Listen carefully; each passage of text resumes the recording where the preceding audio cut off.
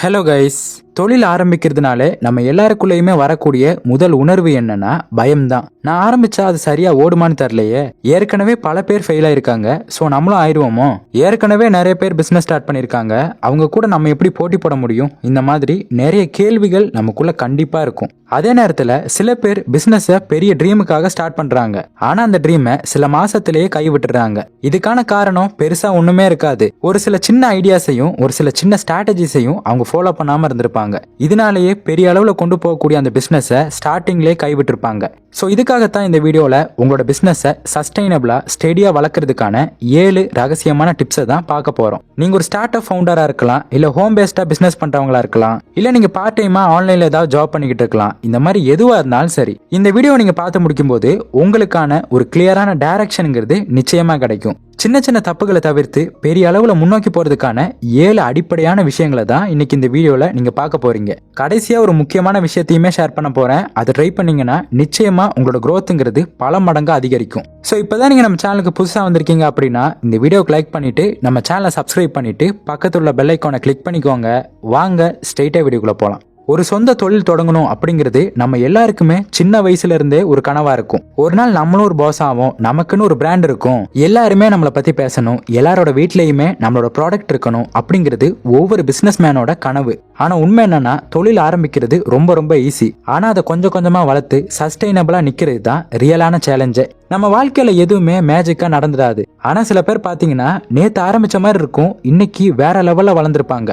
இதுக்கான சீக்ரெட் என்ன தெரியுமா? அது ஹார்ட் ஒர்க் மட்டுமே கிடையாது, ஸ்மார்ட்டான ஸ்ட்ராட்டஜி, ரைட்டான பிளானிங், ரைட்டான லேர்னிங், ரைட்டான டைமிங், இது எல்லாமே சேர்ந்து அமைஞ்சனால தான் அவங்களோட growthங்கிறது இன்னும் கொஞ்சம் ஈஸியா இருந்திருக்கும். இப்போ இந்த 7 டிப்ஸை நீங்க பாக்குறதுக்கு முன்னாடி இது வரைக்கும் உங்க வாழ்க்கையில நீங்க கத்துக்கிட்ட விஷயங்கள் மூலமா உங்களுக்காக ஒரு நம்பிக்கை உருவாயிருக்கும். அந்த எல்லா நம்பிக்கைகளையும் கொஞ்ச நேரத்துக்கு ஒரு ஓரமா வச்சிருங்க. இப்ப நான் சொல்ல போற விஷயங்களை அப்படியே நீங்க அப்சர்வ் பண்ணுங்க. நிச்சயமா நீங்களும் உங்க பிசினஸ்ல சீக்கிரமாவே ஒரு பெரிய லெவல் growth-ஐ உங்களால பார்க்க முடியும். முதலாவது, ஒரு கிளியரான விஷன் வைங்க. சொந்த பிசினஸ் ஆரம்பிக்கிறதுக்கு முன்னாடி நம்ம எல்லாருக்குமே ஒரு எக்ஸைட்மெண்டோட இருந்திருப்போம். இதுதான் நம்ம ஃபியூச்சர், இதுதான் நம்ம ஐடியா, இதுதான் நம்ம லைஃபையே மாத்த போகுது அப்படிங்கிற ஒரு எக்ஸைட்மெண்டோட இருந்திருப்போம். ஆனா அந்த எக்ஸைட்மெண்ட்ங்கிறது ஒவ்வொரு நாளும் கம்மியாகிட்டே இருக்கும். ஸோ ஒவ்வொரு நாளுமே இந்த எக்ஸைட்மெண்டோட நம்ம இருக்கணும்னா அதுக்கு நமக்கு தேவைப்படுற ஒரு விஷயம் தான் கிளியரான விஷன். நீங்க ஒரு 5 வருஷத்துக்கு அப்புறம் உங்களோட பிசினஸ் எப்படி பார்க்க போறீங்க, எந்த மாதிரியான கஸ்டமர்ஸ் உங்களோட ப்ராடக்ட்டை யூஸ் பண்ணணும், உங்க பிராண்டோட வேல்யூ எந்த அளவுக்கு இருக்கணும், இதுதான் கிளியரான விஷன் சொல்லுவாங்க. விஷன் இல்லாம ஒரு பிசினஸ் ஆரம்பிச்சீங்கன்னா அது ஒரு டூப்ளிகேட்டான ஷாப் மாதிரி தான் நடக்கும். ஒரே மாதிரி தான் மற்றவங்களை பார்த்து காப்பி பண்ணிக்கிட்டு அவங்க என்ன பண்றாங்களோ அதை தான் நம்மளும் பண்ணிக்கிட்டு இருப்போம். ஸோ நமக்காகவே ஒரு ஸ்டைல், ஃப்ளேவர், யூனிக்னஸ் இருக்கணும். அதுதான் நமக்கான ஒரு growth-ஐ கொடுக்கும், சஸ்டைனபிலிட்டியை கொடுக்கும். நீங்க காலையில எழுந்த உடனே உங்க ட்ரீமுக்கான ஒரு கிளியர் இமேஜினேஷன் உங்களால கொடுக்க முடியலன்னா உங்க பிசினஸை பெரிய அளவுல க்ரோ பண்ண முடியாது.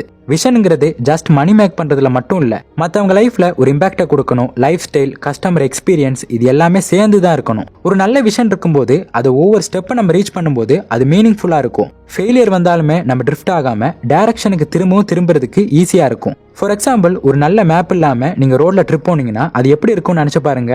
ஸோ அந்த மேப் தான் விஷன். அடுத்த 5 வருஷத்துக்கு அப்புறம் உங்க பிசினஸ் எப்படி இருக்கணும், அதுக்கான ஆன்சர் கிடைக்கிற வரைக்கும் நீங்க திங்க் பண்ணிக்கிட்டே இருங்க. நிச்சயமா உங்களுக்கு ஒரு ஐடியா கிடைக்கும். அந்த ஐடியா தான் உங்க growth-க்கான ஆரம்ப புள்ளி. அடுத்ததா நம்பர் 2, உங்க கஸ்டமர் கிட்டயே கேளுங்க, இந்த மார்க்கெட்டை பத்தி புரிஞ்சுக்கங்க. ஒரு பிசினஸ் ஆரம்பிக்கிறப்ப நம்ம என்ன பண்ணுவோம் தெரியுமா? எனக்கு இந்த ப்ராடக்ட் பிடிச்சிருக்கு, நிச்சயமா இது சக்சஸ் ஆகும் அப்படின்னு நினைச்சு நம்ம டேஸ்ட் பேஸ் பண்ணி நம்ம அதை ஃபிக்ஸ் பண்ணுவோம். ஆனா நம்ம கிரியேட் பண்ற ப்ராடக்ட்ங்கிறது யாருக்காக? கஸ்டமருக்காக தானே. அப்ப அந்த கஸ்டமர் கேட்காம டீப்பா ரிசர்ச் பண்ணாம நம்ம எப்படி அந்த பிசினஸை பில்ட் பண்ண முடியும்? ஒரு நாள் ஒரு சின்ன டீ கடை நடத்துற ஒரு வயசானவர்கிட்ட நான் போய் கேட்டேன், பார்க்க இவ்வளவு சின்ன கடையா இருக்கு, எப்படி இவ்வளவு பேர் வராங்க அப்படின்னு கேட்டேன். அதுக்கு அவர் சொன்னாரு, தம்பி, நான் எனக்கு பிடிச்ச டேஸ்ட்ல டீ போடல, அவங்களுக்கு என்ன டேஸ்ட் பிடிச்சிருக்கோ அதுல நான் கொடுக்குறேன், அதுதான் எனக்கான சக்சஸ் அப்படின்னு சொன்னாரு. மார்க்கெட்டை அப்சர்வ் பண்ணுங்க. பீப்புள் எதை தேடுறாங்க, அவங்களுக்கு என்ன பெயின் பாயிண்ட் இருக்கு, அவங்க என்ன சொல்யூஷன் தேடுறாங்க, அதுக்காக நம்ம என்ன சொல்யூஷன் கொடுக்க முடியும் அப்படின்னு ரிசர்ச் பண்ணுங்க. சில பேர் புது ப்ராடக்ட் லான்ச் பண்றதுக்கு முன்னாடியே 100 பேர்கிட்ட சர்வே பண்ணுவாங்க. சில பேர் அவங்களோட காம்படிட்டர்ஸோட கஸ்டமர் இருப்பாங்களே, அவங்களோட ரிவ்யூஸை டீப்பா அனலைஸ் பண்ணுவாங்க.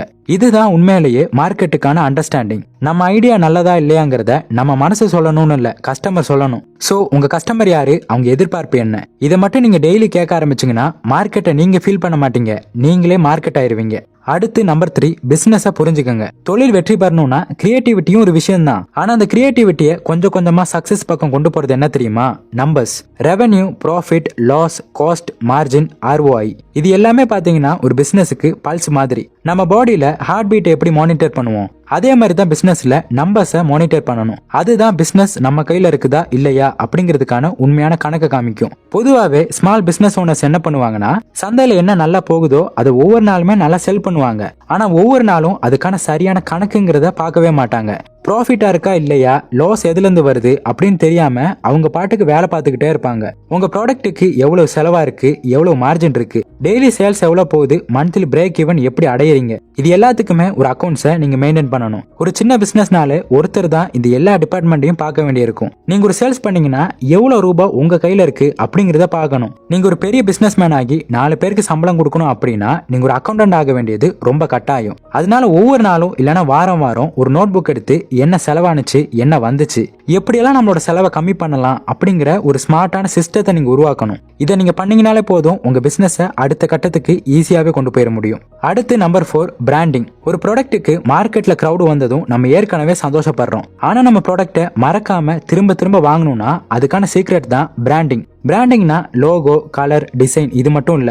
பிராண்டிங்னா உங்க பேரை கேட்ட உடனே கஸ்டமர் அதை வாங்கணும். அவங்களுக்குள்ள ஒரு எமோஷனலான ஒரு ஃபீல் வரணும். இவங்க வச்சிருக்காங்கன்னா அது நல்லதா தான் இருக்கும் அப்படிங்கிற ஒரு நம்பிக்கை இருக்கணும். இப்போ உதாரணத்துக்கு டிஃபன் சென்டர்ல தோசை சாப்பிட்றவங்களும் இருக்காங்க. ஆனா அதே மாதிரி ஒரு ஸ்ட்ரீட்ல ஒரு சின்னதா ஒரு கடை போட்டிருப்பாங்க. ஆனா அந்த கடையில பாத்தீங்கன்னா கியூல நிறைய பேர் நிப்பாங்க. இதுக்கான காரணம் என்ன? அவங்களோட டேஸ்டா இருக்கட்டும், அவங்க பேசக்கூடிய பழகக்கூடிய விதமா இருக்கட்டும், இது எல்லாமே அவங்களுக்கான ஒரு பிராண்டிங் உருவாக்குது. உங்க பிசினஸ் நீங்க பெருசா டெவலப் பண்ணணும்னா உங்க கஸ்டமர்ஸை திரும்ப திரும்ப உங்க பொருளை வாங்க வைக்கணும். கலரா இருக்கட்டும், பேக்கிங்கா இருக்கட்டும், டோனா இருக்கட்டும், இது எல்லாமே உங்க கஸ்டமருக்குள்ள ஒரு எமோஷனை உருவாக்கணும். உங்க பிராண்டை கேட்டாலே இது நல்லா இருக்கும் அப்படின்னு அவங்க வாங்கணும். அந்த மாதிரி ஒரு பிராண்டை நீங்க கிரியேட் பண்ணிட்டீங்கன்னா நீங்க உங்க ப்ராடக்ட்டை மற்றவங்க கிட்ட செல் பண்ணணும்ல, அவங்களே உங்க ப்ராடக்ட்டை வாங்குவாங்க.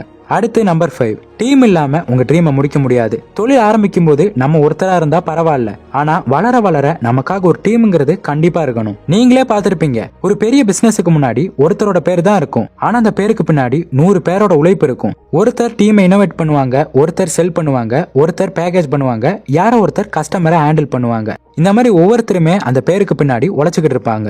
சோ நம்ம பெரிய அளவுல முன்னேறணும்னா நம்ம ஒருத்தராலேயே எல்லாத்தையுமே பண்ண முடியாது. நமக்கான ஒரு டீம் இருக்கணும், அவங்களுக்கு எல்லாத்தையுமே சொல்லி கொடுக்கணும், அவங்களும் வளரணும், நம்மளும் வளரணும். அப்பதான் நம்ம பிசினஸும் வளரும். சோ உங்க டீம் மெம்பருக்கு ஒரு நம்பிக்கையை கொடுங்க. அவங்களுக்கும் ஒரு விஷயம் தெரியணும், நம்மளுமே அடுத்த 5 வருஷத்துக்கு அப்புறம் எப்படி இருக்க போறோம் அப்படிங்கிற ஒரு ஐடியா அவங்களுக்குள்ளேயும் வரணும். அந்த மாதிரி ஒரு நம்பிக்கையை நீங்க கொடுத்துட்டா போதும், அவங்க நீங்க நினைச்சு பார்க்க முடியாத அளவுக்கு பல மடங்கா வேலை செய்வாங்க. அடுத்து நம்பர் 6, ஒரு ஐடியாவை ட்ரை பண்றீங்க, அது ஒர்க் ஆகல அப்படின்னா அதை அப்படியே விட்டுறணும் அப்படின்னு அர்த்தம் இல்ல. நீங்க ஒரு விஷயத்துல ஃபெயில் ஆறீங்கன்னா அந்த பிசினஸ்ல இருந்து நீங்க கத்துக்கிறதுக்கான நிறைய வாய்ப்பை கொடுக்கும். ஒரு தப்பு நடந்துருச்சுன்னா பரவாயில்ல, அதை நெக்ஸ்ட் டைம் நீங்க இன்னும் பெட்டரா பண்ணணும். அப்படி காமா அதை நீங்க அனலைஸ் பண்ணும்போது தான் அதுல இருந்து ஒரு ஐடியாங்கிறது உங்களுக்கு கிடைக்கும். இப்ப எலான் மஸ்கே நம்ம எடுத்துக்கலாம். டெஸ்லா, ஸ்பேஸ்எக்ஸ் இந்த மாதிரி பெரிய நிறுவனத்தை கொண்டு வரதுக்கு முன்னாடி அவர் ஏகப்பட்ட ஃபெயிலியர்ஸை தாண்டி தான் வந்திருக்காரு. அவரோட ராக்கெட் லான்ச் ஃபெயிலியர்ல லிட்டரலி அவரோட பேங்க் கரப்ட் ஆகிற சிச்சுவேஷனுக்கு அவர் வந்தாரு. ஆனா அந்த ஃபெயிலியரை அவர் எமோஷனலா ட்ரீட் பண்ணல, சயின்டிபிக்கா ட்ரீட் பண்ணாரு. அது ஒரு ஃபீட்பேக்கா எடுத்தாரு.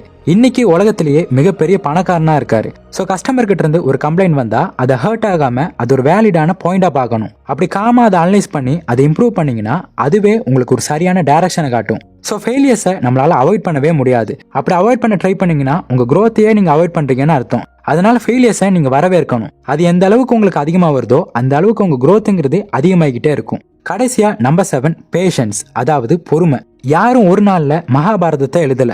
அதே மாதிரி தான் ஒருத்தரோட வாழ்க்கை மாறணும்னா அதுக்கான பொறுமைங்கிறது நிச்சயமா இருக்கணும். பிசினஸ்ல சக்சஸ் கிடைக்கிறதுங்கிறது அது ஒன்றும் குக்கிங் ப்ராசஸ் கிடையாது. இன்ஸ்டன்டா கிடைக்கிறதுக்கு உடனே ப்ராஃபிட் கிடைக்கணும், நிறைய கஸ்டமர்ஸ் வரணும் அப்படின்னா லாங் டேர்ம்ல உங்களுக்கு growth கிடைக்காது. முதல் நாள்ல ப்ராஃபிட் வராம இருக்கலாம், கஸ்டமர் உங்களை நம்பாம இருக்கலாம், ஈவன் உங்க ஃபேமிலியே இதெல்லாம் ஒரு வேலையா அப்படின்னு கூட கேட்கலாம். ஆனா ஒவ்வொரு நாளுமே நீங்க 1% grow ஆனீங்கன்னா போதும், 365 நாள்ல 36 மடங்கு நீங்க grow ஆயிருப்பீங்க.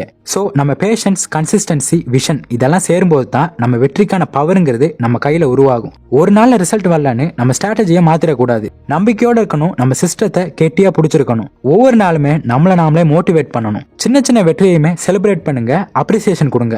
ஒவ்வொரு நாள் இதை ஃபாலோ பண்ணுங்க, உலகமே ஒரு நாள் உங்களை திரும்பி பார்க்கும். ஸோ நம்ம போகக்கூடிய பாதையில் நிறைய தடைகள் இருக்கும், நிறைய ஃபெயிலியர்ஸ் இருக்கும். ஆனால் அந்த 7 டிப்ஸையுமே நீங்கள் ஃபாலோ பண்ணி ஒரு கன்சிஸ்டண்டான மைண்ட் செட் இருந்துச்சுன்னா உங்கள் ட்ரீமுங்கிறது ரியாலிட்டியாக மாறும்.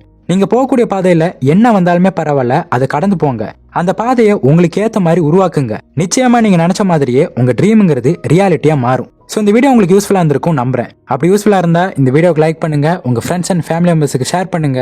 அப்புறம் மறக்காம நம்ம சேனலை சப்ஸ்கிரைப் பண்ணிட்டு பக்கத்துல உள்ள பெல் ஐக்கானை கிளிக் பண்ணிக்கோங்க. இன்னொரு இதே மாதிரியான ஒரு யூஸ்ஃபுல்லான இன்ஃபர்மேஷனோட உங்களை வந்து பார்க்குறேன். தேங்க்ஸ் ஃபார் வாட்சிங்.